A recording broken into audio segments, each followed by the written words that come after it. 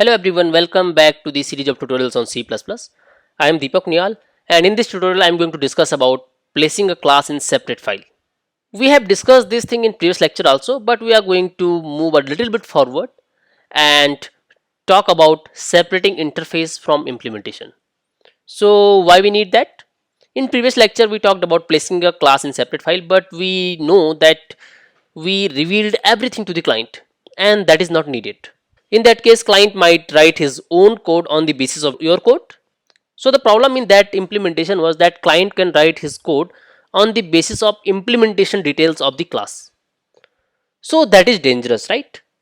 So if you are not able to understand why that is dangerous, let me put one example in front of you and you will understand it on your own.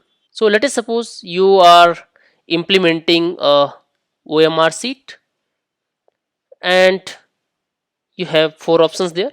First you have a question and then you have some options here: A, B, C and D, right? Suppose you have created a program to check these answer sheets or OMR sheets, and the program does following thing: check if correct option is marked. So you have created a program. Actually that program has some bug. If you read this sentence again and carefully, you will understand the bug. So what we are doing, checking if correct option is marked. So what could happen in this case? You have four options and suppose correct option is this B. So the program is just checking whether this option is marked or not. And suppose some student or some person who is writing the exam or sitting in the exam knows this feature or this bug actually. So what is he going to do? He can mark all the options, right? He can mark all the options because he know the implementation details. So when he have ticked all the options, or any one of them is going to be correct. Clear? Let us suppose C is correct. So it is just going to check whether C is marked or not. The program is not going to check whether other options are also marked or not. So this bug is going to be very dangerous for everyone, right? So hiding implementation is a good idea. So how should we hide the implementation? Or I can say that how should we break our files so that we can hide the implementation? So there are three things. First thing, class should be reusable. That is our first requirement. Second thing, client should be able to know the member function names, how to call them, and what are the arguments that client should pass to these functions. And also one more thing, return type. Client should also be aware about the return type, so that whenever he is calling a function he might accept something, and for that he need to declare or define a variable, right? Third thing, we should keep this thing in mind that client should not be aware about the implementation of the function. If client know this, it could be dangerous, as you have seen this example. Clear? So we are going to break our file in such a way that all these conditions are met. So better software engineering is to define member function outside of a class. So let us see the program first. Here we have a program. So what is the software engineering approach? We need to define these things outside this class. So what I will do here, I will create a new directory and I will name that reusable, and then move these files, or I will copy these files. One is gradebook.h, where I have to put that inside reusable, and I can name this file gradebook.h. You can check this reusable directory whether this file is inside that or not. Similarly, you have to copy gradebook or driver program.cpp inside reusable and name this program as same as it is before. We'll change it further, right? So now you can see we have gradebook dot here and driver program dot cpp here, and then we have reusable folder. So I will move to a reusable folder and see we have two programs. Clear? I will close these two files and now open this gradebook.h and driverprogram.h and driverprogram.cpp. So what I have to do, I have to break this file into two parts. So there is a convention. Whenever we are breaking this file, we have to write gradebook.h and another file gradebook.cpp. So here are the two files. I will copy this whole program here so that it is easier for us to understand how it is working. So we'll put gradebook definition inside this file gradebook.h. So it should not have any implementation details. So only prototype should be there. So it should be like this. Similarly for this and for other functions also.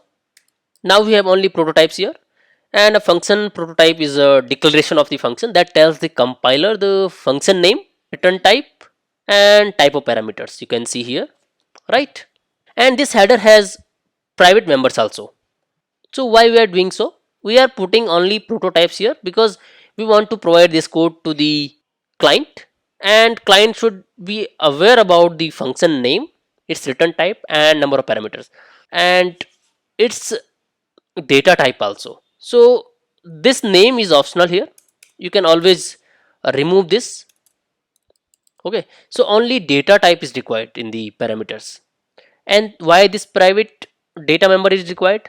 Can we remove that?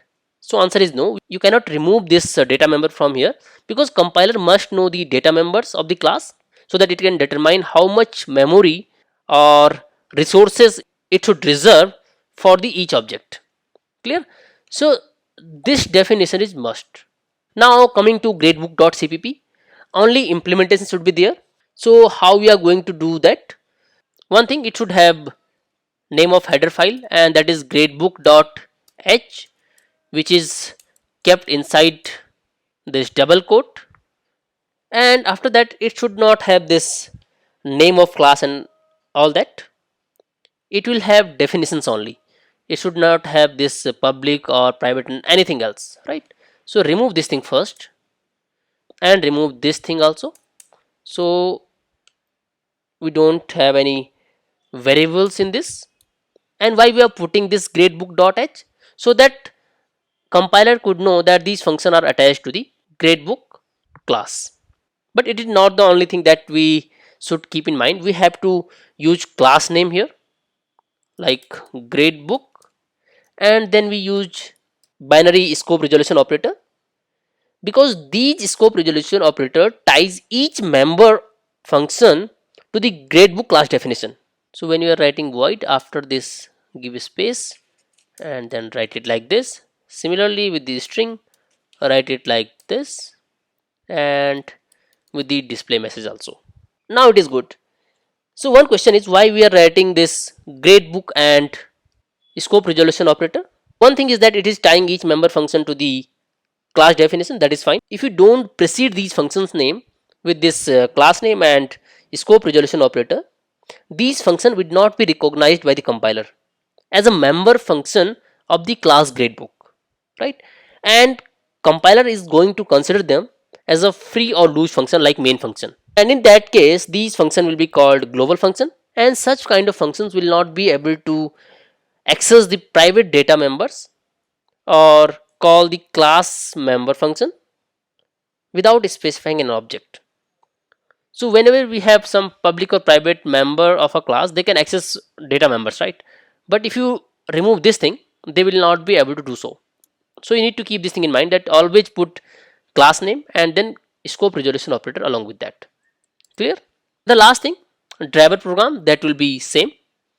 In that way you will be making this thing public and this whole thing private, right? So in that way client will not be able to know the implementation details. So in that way you can fulfill these things. Class will be reusable, and client will know member function name because we have provided him that definition of gradebook. Then client will be able to call the functions, will know the argument types and return types, and also implementation will be hidden from the client. So let us run this program and understand its working. Okay, so we have a gradebook.h, which is definition of class. Then we have another file .cpp, which is source code of this header file, and then we have a driver program. So let us go to terminal and try to compile this whole program. Okay, so check all the files using ls command. We have these three files. Just try to compile this driver program first and see what we get.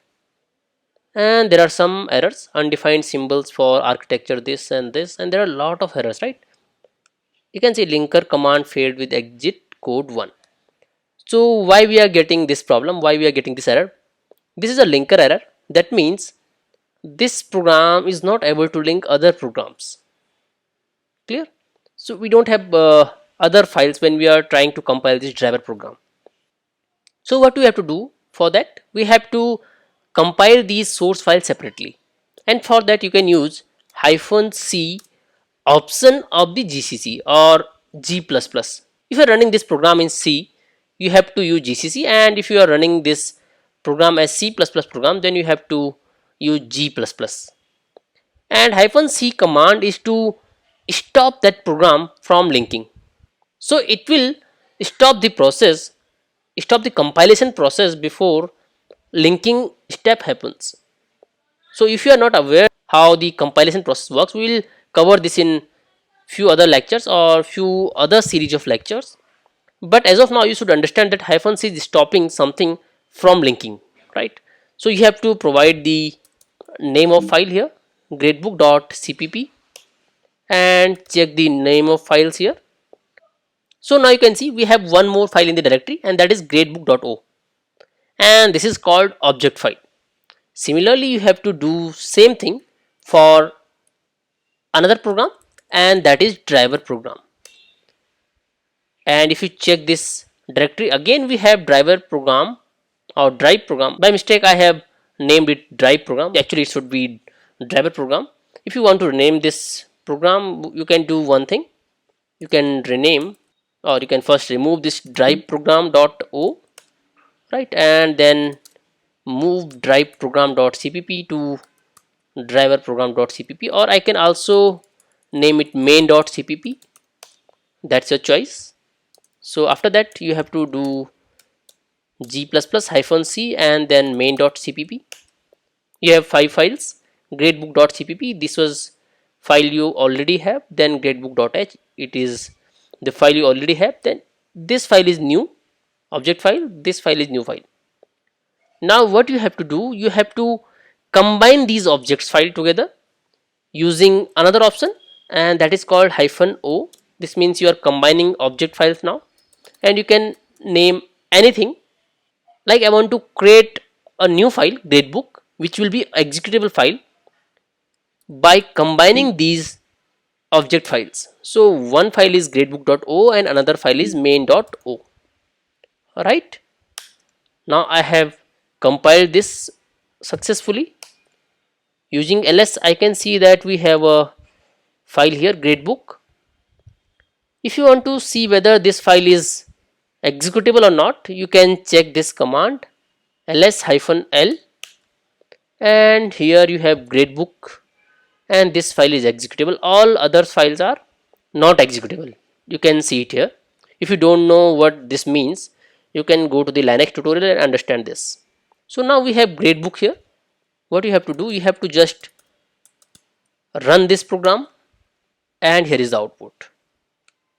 Clear? So if you have seen this lecture completely, now you have a very good skill that you can break a file or break a program into multiple classes, then combine those object file for a new executable program.